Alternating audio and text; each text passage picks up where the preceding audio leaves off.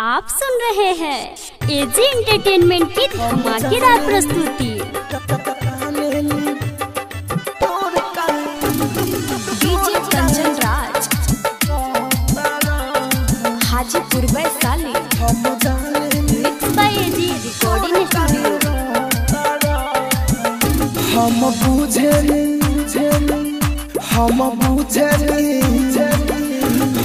बुझेली दूर काहे रह तारा, हम बुझेली दूर काहे रह तारा।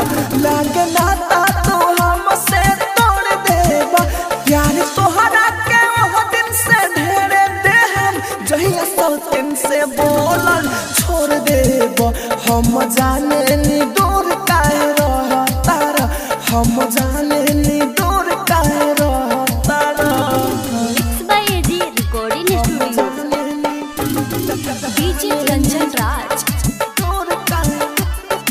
हाजीपुर वैशाली, हम जानेली दूर काहे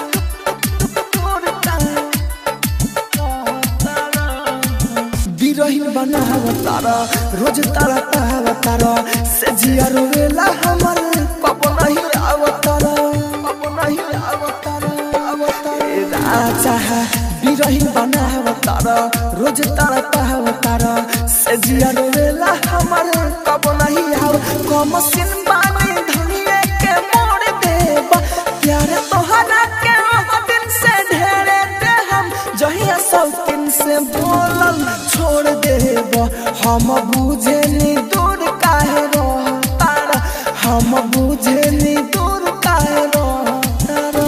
आप सुन रहे हैं एजी एंटरटेनमेंट की धमाकेदार प्रस्तुति। डीजे कंचन राज, दूर काहे हाजीपुर वैशाली, हम जानेली दूर काहे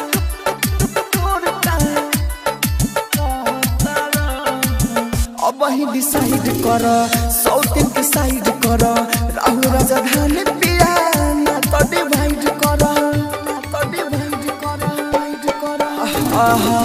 अब ही डिसाइड कर, सौतिन के साइड कर, राहुल राजधानी पिया ना तो डिवाइड। अंत आशिक जे अखिया में लोर देबा, प्यार तोहरा के वो दिन से ढेरे दे हम, जहिया सौतिन से बोलल छोड़ देबा।